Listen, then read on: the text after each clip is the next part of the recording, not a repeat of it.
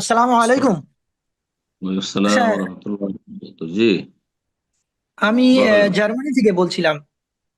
বলেন প্রশ্ন। ওই কোরআনে সিলা রাহমি নিয়ে যে কথাগুলো আসছে, রক্ত সম্পর্কিত হুম, আত্মীয়, ওই বিষয়ে একটা প্রশ্ন ছিল যে হুম, ফুপাতো আপন ফুপাতো ভাই বোন বা আপন খালাতো ভাই বোন, এরা কি রক্ত হুম। সম্পর্কীয় আত্মীয় যার কথা কোরআনে বলা হয়েছে? বাবার বংশ আর মায়ের বংশ, ফুফাতো ভাই বোন, খালাতো ভাই বোন, এরা আপনার বাবার বংশ না, মায়ের বংশ না। তবে এদের পরে তাদের হক রয়েছে। আর শ্বশুর বংশ, যেমন শ্বশুর বংশ আপনার সেলাতুল আরহামের মধ্যে পড়ছে না, কথা বোঝা গেছে। কিন্তু আপনার স্ত্রী, আপনার ছেলে মেয়েদের তো ইয়ে আপনার তারা ইয়ে রক্ত সম্পর্ক তাদের সাথে আছে। তো এই জন্য এই বিষয়টি গুরুত্ব রাখে, অবশ্যই গুরুত্ব রাখে। অনেকে এটাকে একেবারে হালকা করে দিচ্ছে, মোটে হালকার বিষয় নয় যে শ্বশুর বংশের সাথে সুসম্পর্ক রাখতে হবে। ঠিক ওই রকমই ফুফুর সাথে তো আপনার রেহেমের সম্পর্ক রয়েছে, কিন্তু ফুফায় তো ভাইদের সাথে বা ফুফার সাথে নেই। কিন্তু যেহেতু আপনার ফুফু সেই বংশের সাথে সম্পৃক্ত, সুতরাং তাদেরও একটা হক রয়েছে আপনার ওপর।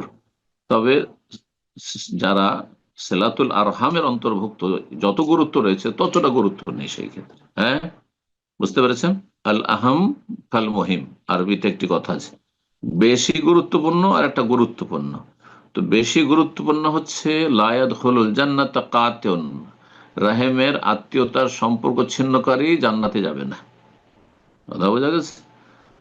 কিন্তু এই আত্মীয়তা আপনার বাবার বংশের নয়, মায়ের বংশের নয়, কিন্তু এই বংশগুলির সাথে সম্পৃক্ত তারা, সুতরাং তাদের একটা হক রয়েছে, তাদের একটা হক রয়েছে। বারাকাল্লাহ ফিক। আসসালামু আলাইকুম শেখ। ওয়ালাইকুম আসসালাম রহমতুল্লাহ বরকাত। জি। শেখ, আমি হাওড়া জেলা থেকে বলছি। প্রশ্ন। আহ, তা শেখ, আমার একটা প্রশ্ন ছিল যে আমরা যখন বাইরে যাই তখন আমার মানে মা আমার বাবাকে আর আমাকে ওই তিন কুলহ ও আয়াতুল কুরসি পরে প্রায় সময় বাইরে গেলে ফুঁক দেয়। তো এটা কি রেগুলার করলে বেদাত হবে? না, বেদাত ফুক দাও না। আর বাইরে বেরোলেও এখলাস ফালাক নাস পড়াও বেদাত। নবী সাল্লাল্লাহু আলাইহি ওয়াসাল্লাম শিখিয়েছেন না, শেখাননি? বাইরে গেলে দোয়া শিখিয়েছেন, বিসমিল্লাহ তাওয়াক্কালতু আলাল্লাহ ওয়ালা হাওলা ওয়ালা কুওয়াতা ইল্লা বিল্লাহ। তারপরে গাড়িতে চাপলে দোয়া পড়বে। কোন জায়গায় অবতরণ করলে আউযু বিকালিমাতিল্লাহি তাম্মাতি মিন শাররি মা খালাক, এখন ওখানে যদি কেউ সূরা ইখলাস ফালাক নাস পড়া শুরু করে তো সুন্নত হবে না, বেদাত হয়ে যাবে। এগুলি ইবাদতের বিষয়।